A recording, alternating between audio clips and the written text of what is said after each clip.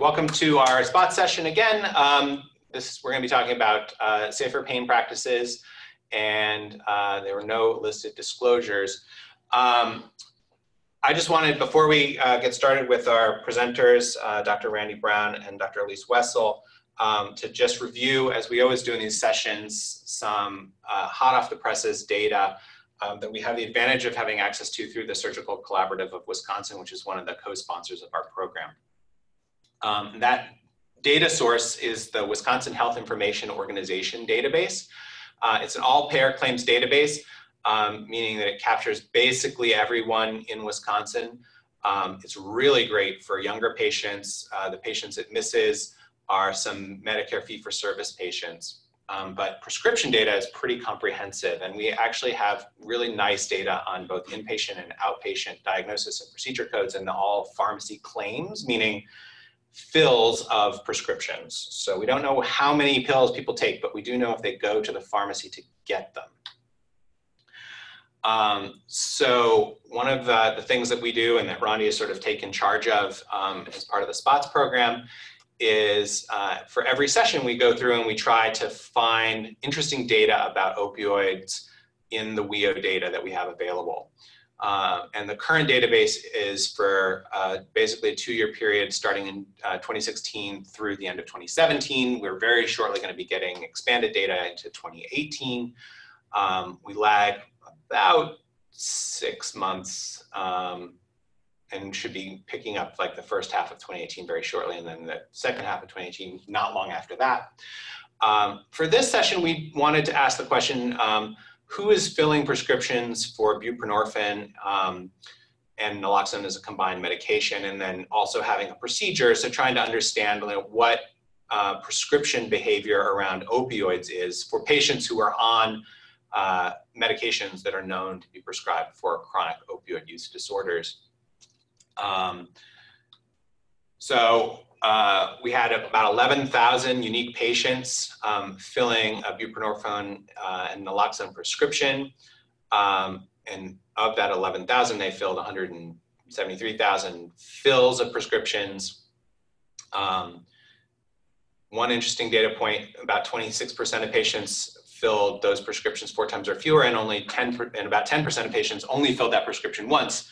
And so when we broke it down by procedure, we looked at patients who had filled these prescriptions, and that's sort of by definition had an opioid use disorder, but we weren't necessarily certain whether they were currently taking it. And this is the data that we came up with. These are some of the sort of the classic diagnoses that we look at across a range of domains when we sort of think about, common pediatric or common surgical procedures. These are our go-tos. And the Surgical Collaborative of Wisconsin is actually developing a lot of opioid prescription best practices around some of these very common procedures. So if you look across these are going to look familiar to the general surgeons and the orthopedic surgeons predominantly, because that's where we see a lot of the volume of opioid prescriptions. But appendectomy and cholecystectomy, probably the 2 most common urgent procedures performed in the adult population. About 9% of appendectomies are getting 9% of appendectomies in patients who have a buprenorphine and naloxone prescription are getting opioid prescriptions. That goes up to about 16% in cholecystectomy. These are numbers that are significantly lower than all-comer appendectomy and cholecystectomy patients, where those numbers kind of hover probably closer to 50%.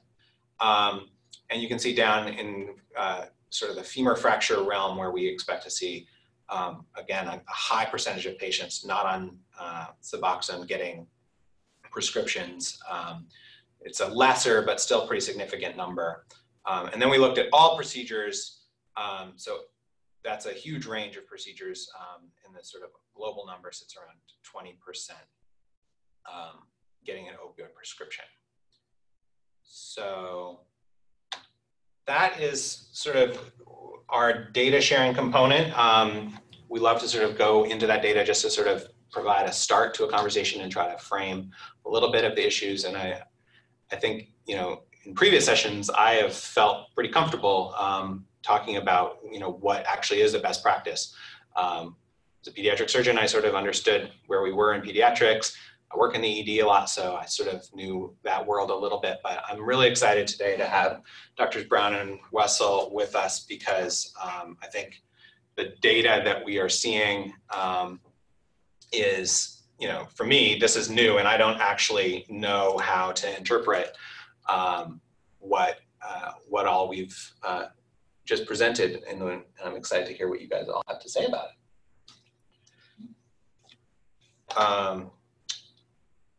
Let me give you your PowerPoint.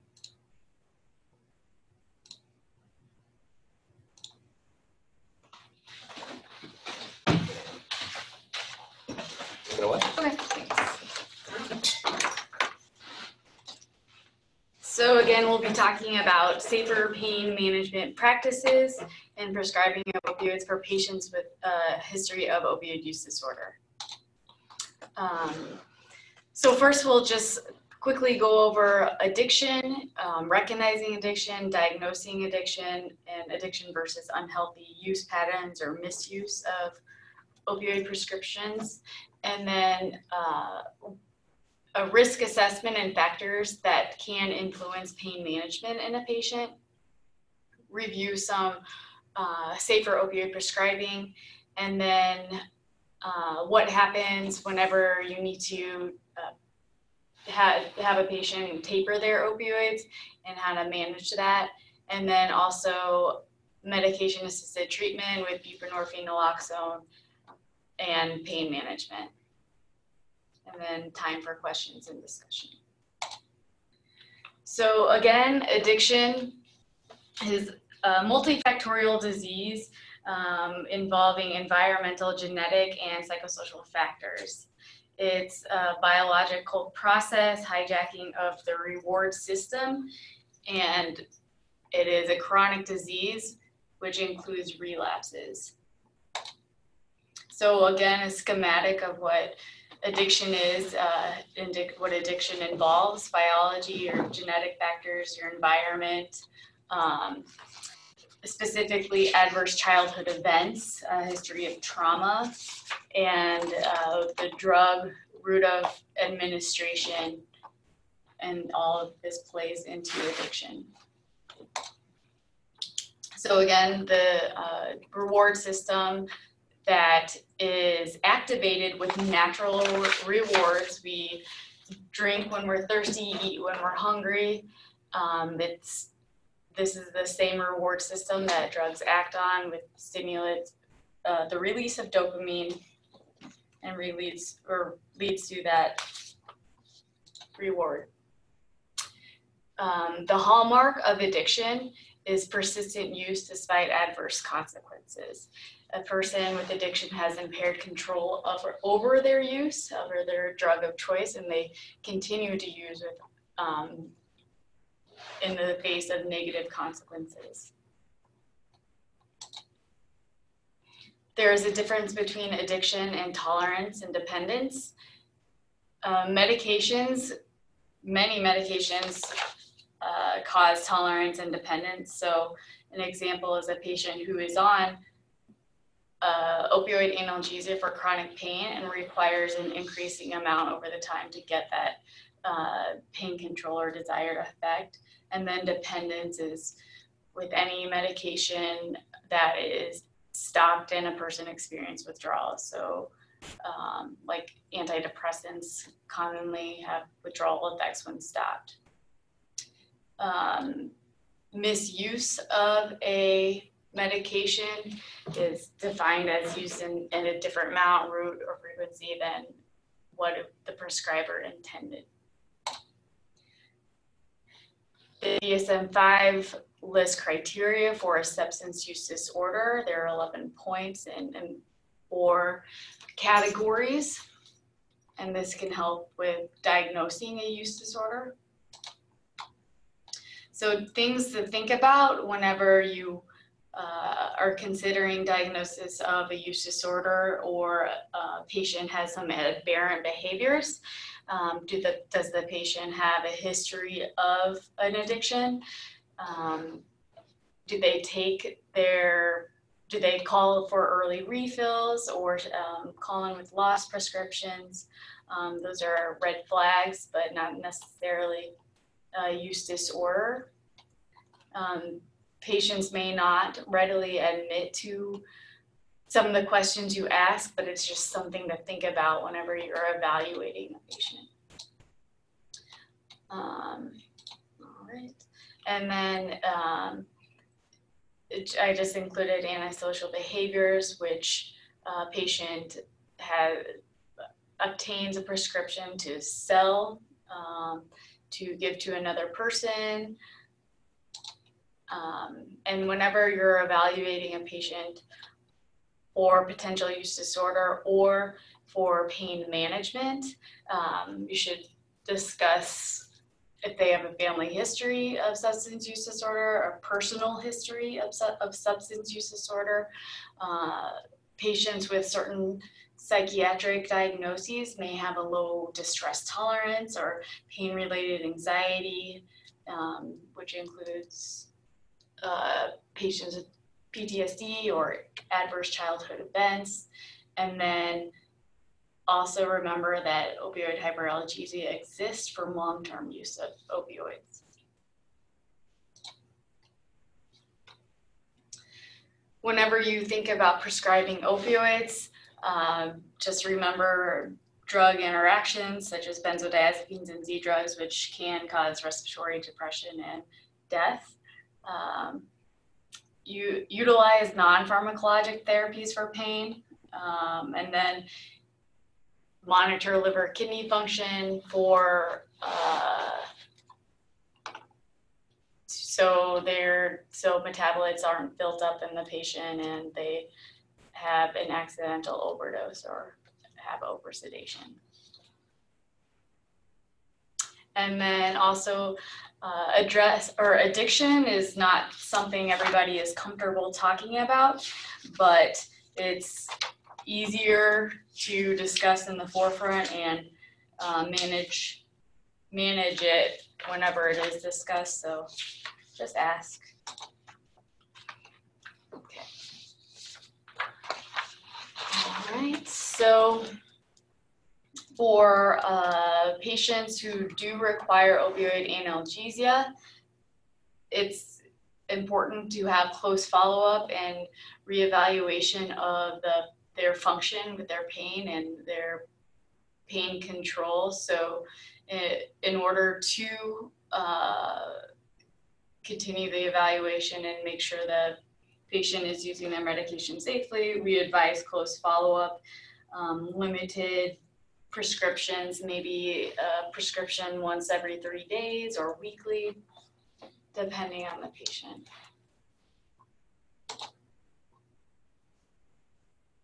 Again, decreasing risk of opioid misuse or use disorder, limiting the prescription.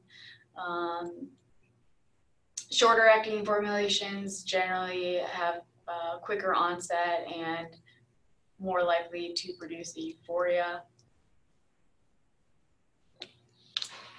Again, using multiple pain relieving techniques, including ketamine drips, nerve blocks, topicals, heat ice, and distraction. Whenever an opioid taper needs to be done, patients do typically better at a slower rate, 10% a week. If they haven't been taking an opioid pain medication for a long period of time, then this could be done faster. You need to individualize it to your patient and treat any opioid withdrawal symptoms that come up. So this is a typical opioid withdrawal symptomatic management regimen.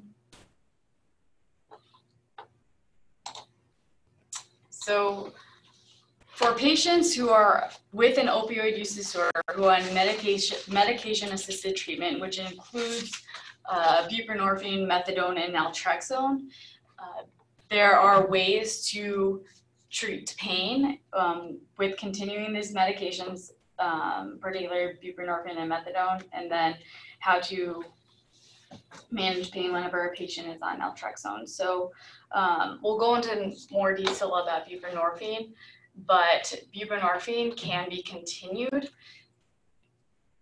in the setting of scheduled surgery or in acute trauma.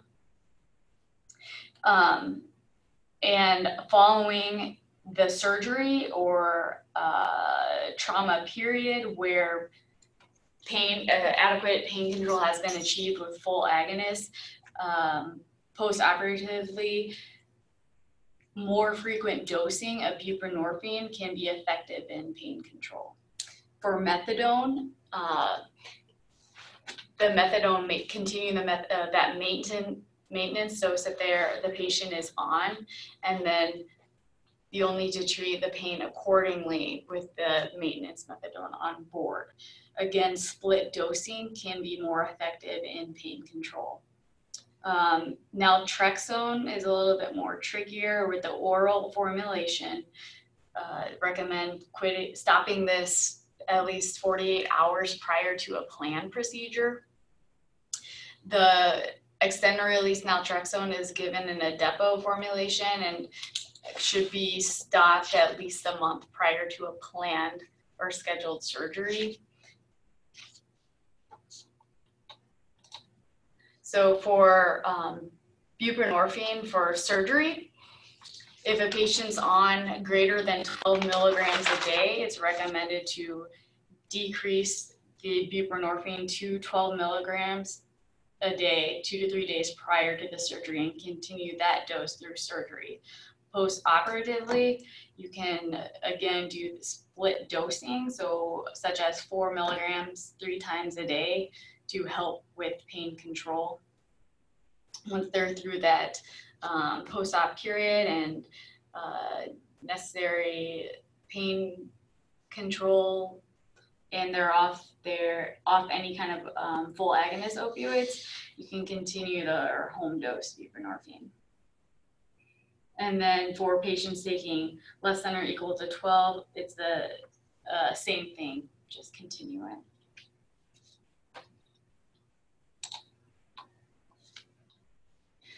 So whenever you are using opioid analgesia with a patient on buprenorphine, it's important to remember the mechanism of action. So buprenorphine is a partial agonist, and it can be overcome by using a full mu opioid receptor agonist like fentanyl or morphone.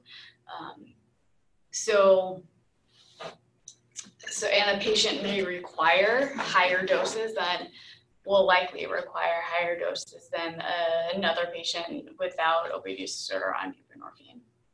If a patient had stopped buprenorphine, then it can be restarted after a period of 12 to 24 hours off their last opioid pain medication.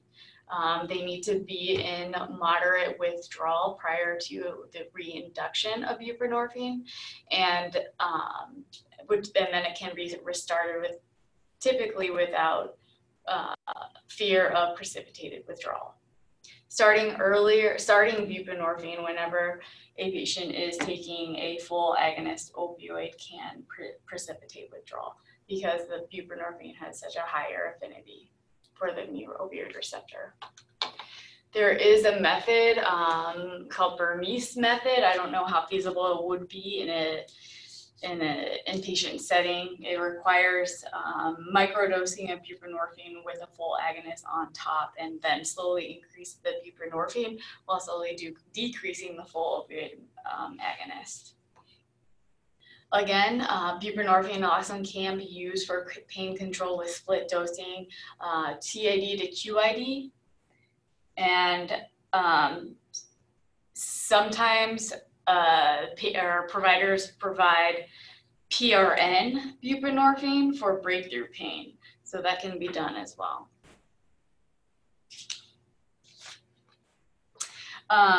So if a patient comes in with trauma and is on Vivitrol or the extended release naltrexone, which is a 4-week depot injection of naltrexone, it is possible to overcome that. It just requires a high amount of full opioid agonists.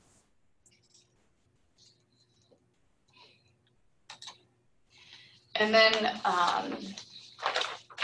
and I wanted to review the CDC guidelines of misapplication for opioid prescribing. Opioids are effective in pain control and should be used when necessary.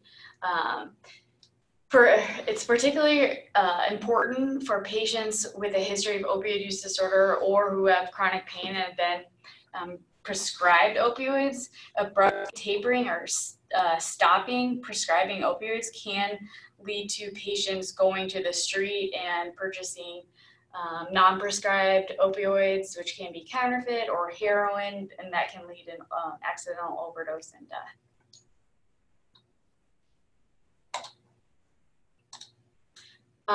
So the 3 questions for CME credit, again, buprenorphine's action at the mu receptor is a partial agonist and actually a kappa antagonist.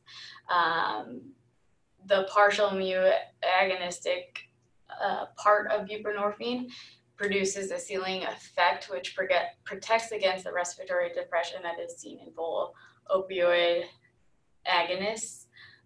It attenuates euphoria and it can be useful in pain control. The kappa antagonistic action of buprenorphine is actually helpful in decreasing a stress response and acts similar to an antidepressant. It's important to utilize non-opioid pain management. So nerve blocks when appropriate, ketamine drips have been useful, gabapentin, and then non-pharmacologic techniques, distraction and mindfulness. Again, addiction is a disease, a chronic disease involving genetics, your environment, and psychology. Awesome.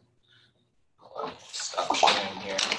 So I wrote down a lot of questions that I could just feel myself asking as we were talking. But before I monopolize remaining time, questions, Alan or Peggy? No, not this time, no. It's great talk though.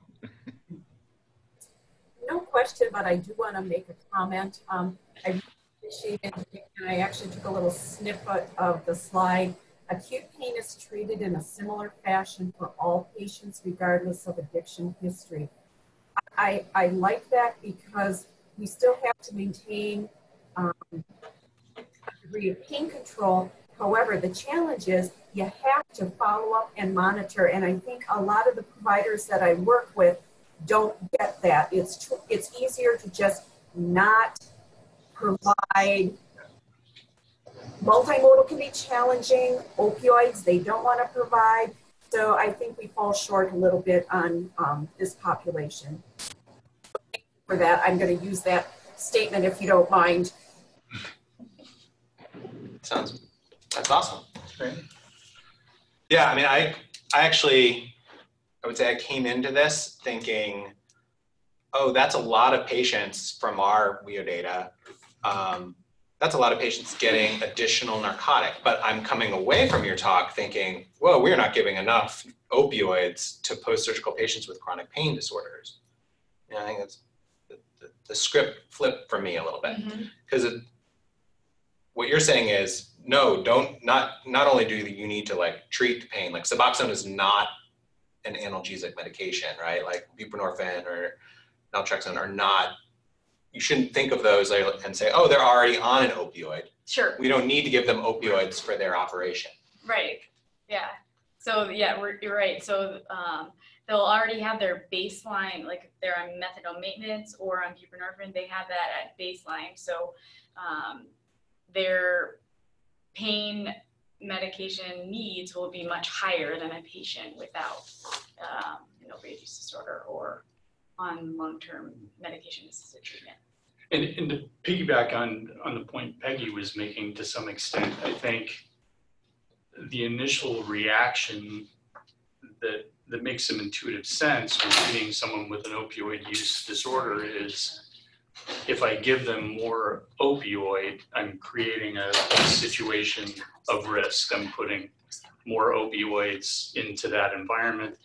And in younger people, when there are more opioids around and they're more accessible, we know that to be true. However, the flip side and the tension is that if someone has an opioid use disorder, uncontrolled pain is also a risk factor for seeking other opioids.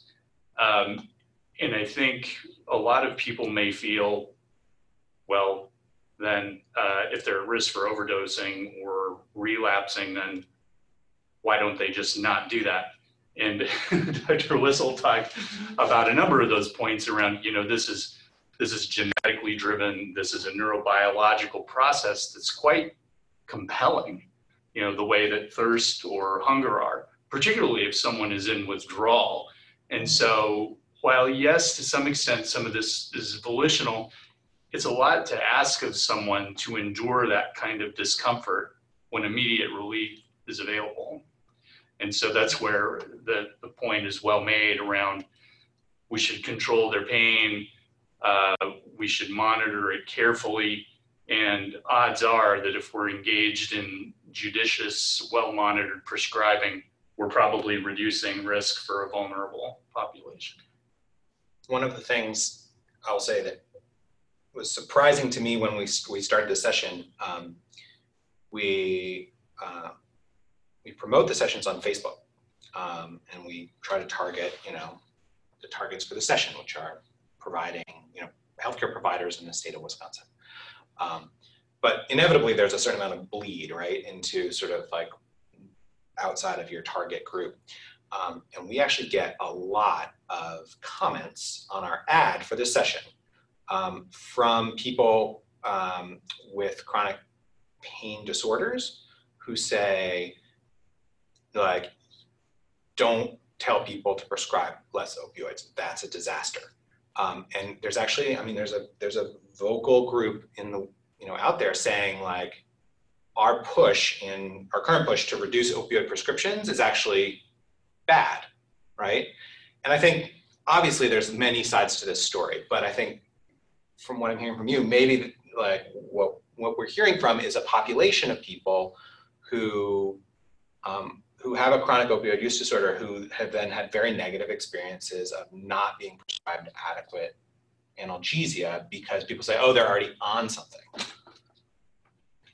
Do you see that in your practice? I mean, like this, yeah, the people who really need opioids. Yeah, and I think a distinction that's important to make is someone who's been on opioids long term and the situation of considering initiating opioids de novo. And those need to be thought about fairly differently, again, due to the compelling nature of opioid withdrawal, whether someone has a use disorder or not, right? Mm-hmm. Because there are plenty of folks who are getting opioid for chronic pain. It's a reasonable part of multidisciplinary, multi-pronged pain management plan. They're still not going to do well if they're in severe opioid withdrawal. And that's where some of the cautions from the FDA and the CDC have come in is, yes, we need to be conscientious about our opioid prescribing, but overly aggressive tapers lead to severe patient distress and have been actually associated with suicide. So that tapering, and you talked about like 10% a week. That's for tapering people who've been on chronically. What would you say, like, for someone who's on a chronic opioids, right, for a baseline condition, back pain, and then they're in a car crash and they break their femur, and so they get a bump for that acute phase.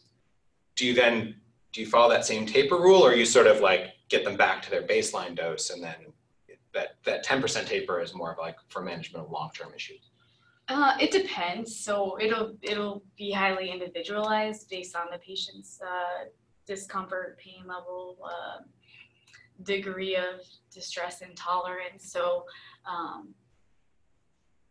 it could be done faster, back to the baseline, but again, it's very individualized. I don't know if I have any general protocols for that. I think that's a really good point. You know, these are also guidelines, but individual experiences with opioid withdrawal and an opioid taper are going to vary quite a bit, and being responsive to that. And that's again where the close monitoring comes in, where it's possible. You know, taking a history, ideally, where you're asking them about what they anticipate by way of their opioid withdrawal time course and symptoms, because people who have experienced it are going to give you a pretty accurate picture about what to expect so far as that goes. And then you're able to, you know, based on that history, not necessarily throw that whole laundry list of PRNs at them, but start out with the basics, with the clonidine, nausea, very common, maybe be on danzatron, but then sort of target some other things so that the education around the taper and the withdrawal can be a little more simplified and streamlined. And then you can kind of tackle other symptoms as they arise during a gradual taper.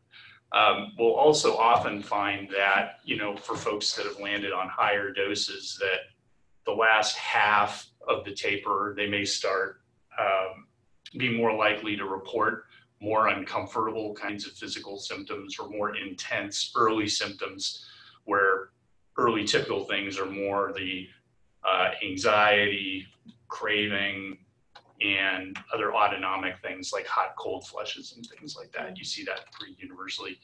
And that you may see sort of later in the taper, where just slowing down the rate, either by reducing the percentage reduction or increasing the duration of each step in the taper, can help alleviate some of the discomfort.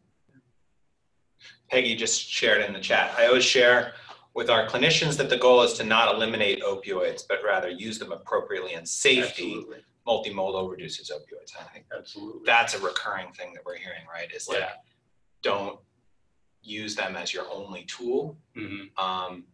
And like, remember that just because we have an opioid crisis doesn't mean that like there's no role for opioids and we just cut everybody off, right? Yeah, I think in practice though, where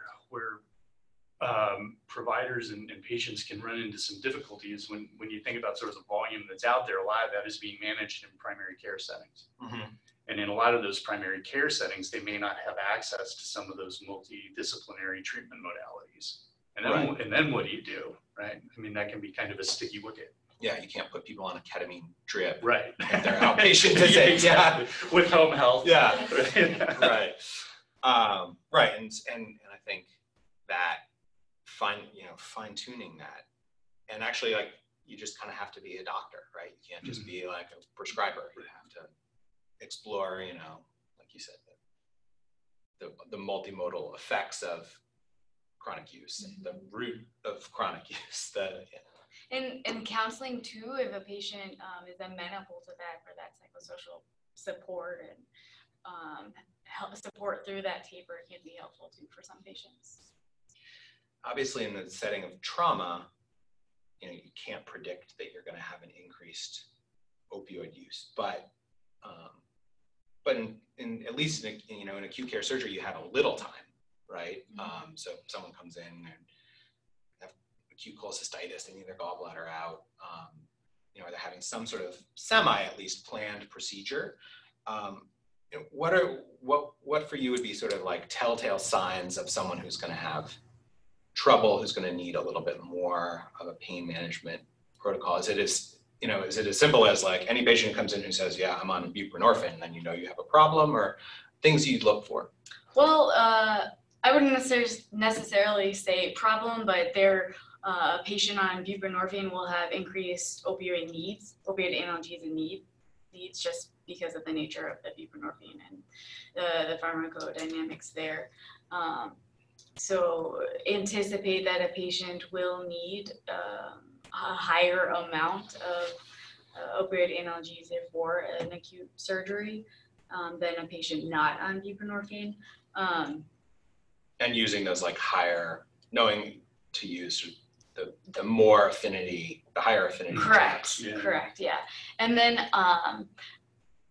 it may be a little bit more difficult to control their pain or get to that point of pain control, but continuing the buprenorphine will be easier in the end, because if the patient is off buprenorphine and then is on the full opioid agonist and needs to restart it or be reinducted on it, the patient will need to have that time period off any opioids before it can be restarted. With buprenorphine staying on board throughout the time course, that's not necessary. So try to keep them on it so that they don't have to like go into withdrawal and get restarted. Exactly. And all these patients who are on buprenorphine or all of these drugs for chronic opioid use disorders, I mean, they have a prescribing provider who's nominally managing that. Like, I would think like all the patients in this data set. Yeah. Right. Yeah. But there's a fair amount of illicit Suboxone use Really? as well. Okay. Yeah, I mean, it That has, people are using to treat, or they're using it for its narcotic effect? Most typically in the United States, when it's being used illicitly, it's being used to control withdrawal symptoms or get off of other opioids. It's quite a bit more unusual for particularly the buprenorphine naloxone preparation to get used recreationally for your euphoric effect. It happens, but it's not nearly as frequent as the other. So it's people illicitly trying to treat their addictions. Right. Is that because it's just hard to get this stuff, right? Or is it just it's more available on the street than it is from your physician when you go in and say, I've got a chronic use disorder? Well, I guess it depends, but with the prescribing of buprenorphine, you have to have your X waiver. So you have to have additional training to get that specific DEA number to prescribe it. So, and then, so it's not why the access to buprenorphine by a prescriber is not as wide as prescribing just a regular opioid. Right. So. And it just feels like, I feel like there's not a lot of illicit use of penicillin, Right. Yeah. So it's surprising to me that there's illicit use of this stuff. Yeah. Well, again, if you're not able to get a hold of other substance, or I mean, in taking the Suboxone, you can get more functional. I mean, we've seen a number of patients who have been getting illicit Suboxone for years and holding down a job, and where they were not able to do that if heroin or illicit fentanyl was what they were using before. And this is a particular challenge in rural areas. I mean, 70% of Wisconsin's rural counties don't have any prescribers of Suboxone or any opioid treatment programs. Wow. And 2/3 of Wisconsin residents are in this area. So it's tricky business so far as getting folks to the appropriate treatment that they might need. So a patient who comes in, I mean, this is another setting I think we see a lot in surgery, right? A patient who has an opioid use disorder, like an illicit one, right? A heroin or a non-prescribed fentanyl addiction, drives their car into a tree, right? Which, happens a lot. And so now you're sort of meeting, in a medical context, someone with an opioid use disorder for the first time, right? So obviously they're not on any of these managed medications. What guidance do you have for someone with a heroin addiction who's got a femur fracture, both in terms of like their acute management? How do you think about managing the pain of somebody who's addicted to heroin, and also like what rather than discharging them back to the street, with no follow-up care, like what options exist for getting these people plugged into something like Suboxone therapy? Well, so one, if they have been using heroin and or other non-illicit opioids, then they will have tolerance. So they will probably require higher amounts of opioid pain medications for their trauma and acute pain. But then if they have this addiction that has been untreated or unmanaged, it's an opportune time to get them engaged in treatment. And it's also a good time to maybe start buprenorphine while they're in the hospital. And so if they're in the hospital for a period of time where they are no longer requiring full opioid agonists and can get on buprenorphine, and then also a way to plug them into services outpatient and treatment. And I mean, the inpatient in the setting of, say, trauma or acute surgery can be a little trickier. And one thing to know is that there are statutory and regulatory issues around providing opioid agonist treatment, so buprenorphine, methadone, in outpatient settings, right? You need this special DEA license for the buprenorphine or Suboxone. You need to be a state and federally licensed opioid treatment program to provide methadone. But there are exceptions on the inpatient, in the inpatient setting. In that language is roughly that if opioid withdrawal would complicate the management of another medical condition, the statute does not restrict the provider from using these modalities to control it. And so you don't need this special waiver, for example, to start the buprenorphine in the hospital. You know, if they're in withdrawal, they've got an acute condition, they're saying, I am in such severe withdrawal that I'm going to leave here against medical advice. Right. If you don't do something, yeah, then you have the ability without that special waiver to start, you know, the buprenorphine. You know, the challenge there can be related to coming off of that, because then if you don't have that waiver, you're not legally able to provide that prescription as they're leaving the hospital on the outpatient side.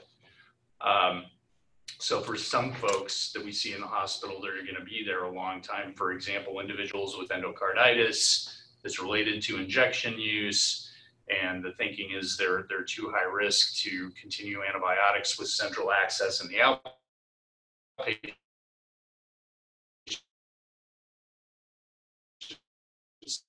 setting.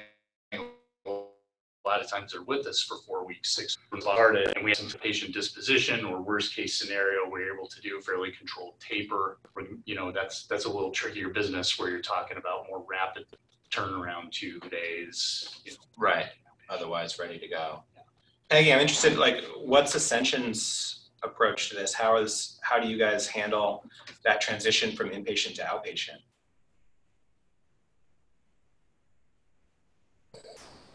It's really difficult for me to say because I am not in the hospital. I don't see those. I don't work that closely with the treatment planning.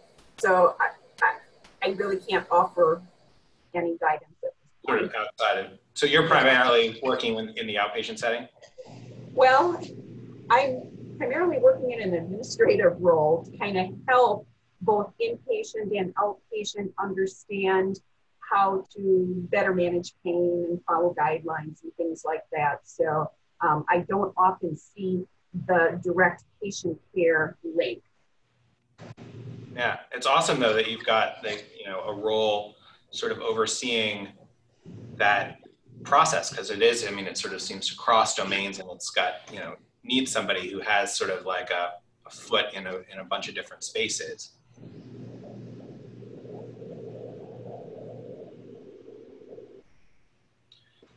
Let's see, the other questions I have.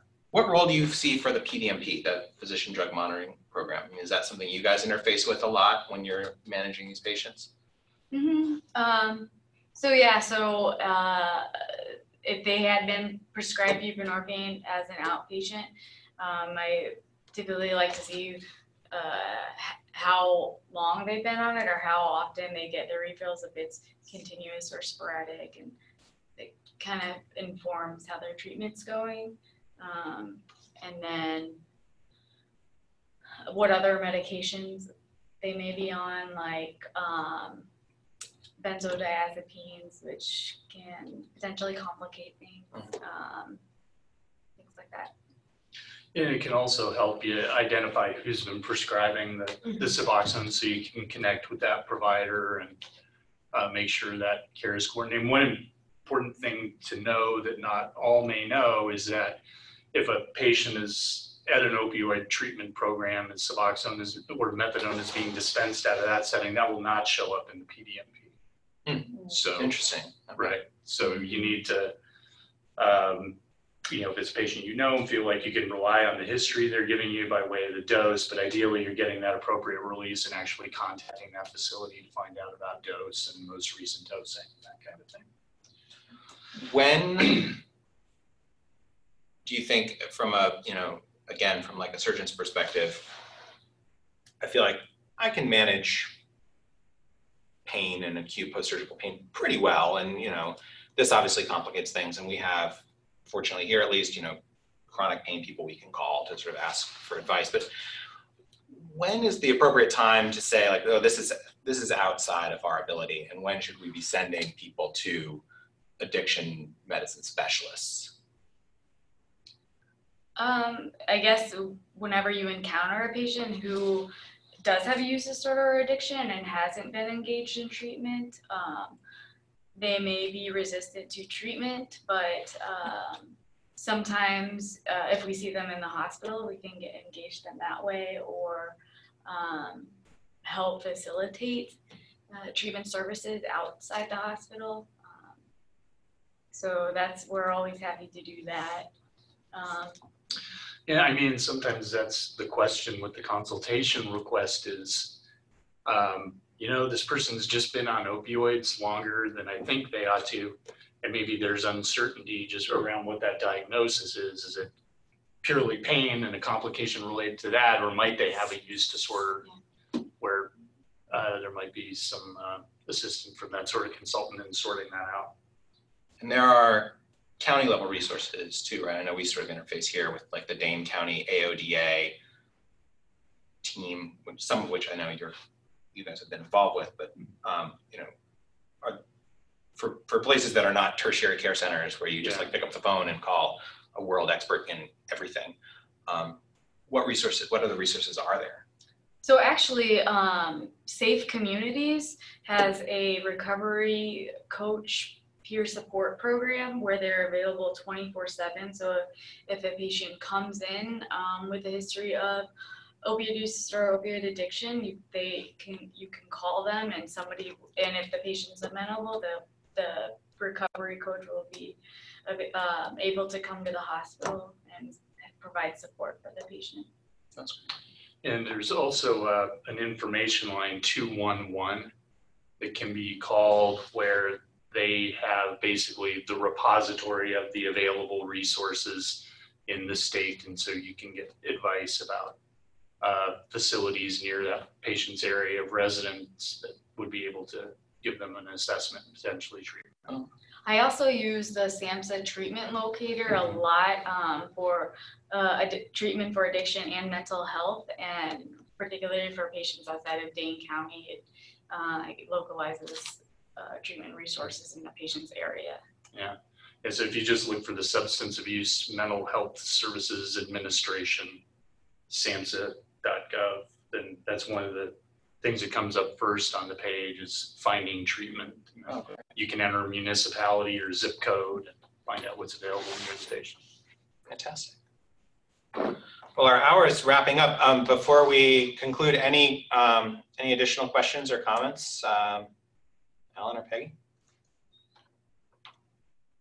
No, it's very enlightening. This is remarkable, and it's, as I said, having been in medicine for this length of time, this is something completely new. This was not, maybe we had it before, but it's certainly unbelievable.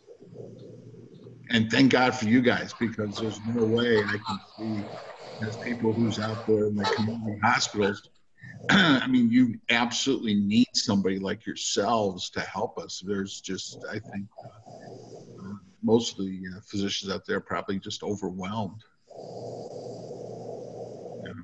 I would agree with that, and I appreciate you taking the time to kind of share your expertise. This is a complex topic, and just the patients on medication-assisted treatment, it's always very difficult to know how to approach that from acute pain management, because you'll hear some providers say, well, you continue that. The others say, no, you have to discontinue the buprenorphine. So I appreciate your insight on that particular topic. Great, thank you. It's been I feel great. like, as always, we've like created more questions than we've answered, but I think that's the mark of a good session. Just wanted to close out with a few more comments. So just a reminder, July, trauma and acute care surgery, August, pre-hospital medicine, September, primary care. And then there's a few other things we're doing. The Surgical Collaborative of Wisconsin has an opioid initiative designed for surgeons, but really any quality improvement folks or people who are interested in this problem at any level are welcome to sort of participate in that. And then Project ECHO is similar to this program that covers a variety of topics here in Wisconsin. Randy runs an opioid Project ECHO, and maybe, I don't know, rather than me introducing it, maybe you want to say a couple words about the work you do? Yeah, so on that ECHO, we actually transitioned quite recently. The Department of Health Services, through the state targeted response to opioid dollars, was funding that ECHO initially. And so it was pretty squarely focused on opioid related issues, including management of opioid addiction, as well as issues around opioids, perhaps coming up in chronic pain management. But we've had a bit of a shift in funds flow, and we are actually expanding that to include other substances of potential misuse as well, including alcohol and importantly methamphetamine, as that's getting to be a rising crisis Coming in back the again. state. And that also meets monthly, third Friday of the month at 12:30, and information is available there. So always looking for cases if there are patient issues around addiction, and we also have didactics related to those topics there. And for those of you who don't know ECHO, it's very much like this session. It's a short didactic session followed by discussion and case presentations. And we run one in pediatric emergency care, also on these third Thursdays. That's coming up this afternoon at 2. And then on third Thursdays at 4 p.m., we run a surgical indications and continuity in kids. So that's pediatric surgical information for people who take care of children in a primary care setting. And anyone's welcome to any of those. And then if you're interested in hearing me talk more, I do run a podcast called The Surgery Set, where we interview people across the domain of surgery. A lot of people who come to visit us for grand rounds, and then other interesting people doing interesting things in and around surgery here at the University of Wisconsin. So lots of opportunities to engage. We love to hear from folks. Tell your friends, tell your neighbors about these sessions, and we've got 3 good ones coming up. And then hopefully we'll find excuse to kind of keep doing this for other reasons going forward. So with that, we'll let you go. Just a reminder, if you're joining us live, that the text code QACJEH to 608-260-7097. And thank you all so much for coming. Thank you. Take care. Good discussion. Yeah, that was fun. Yeah.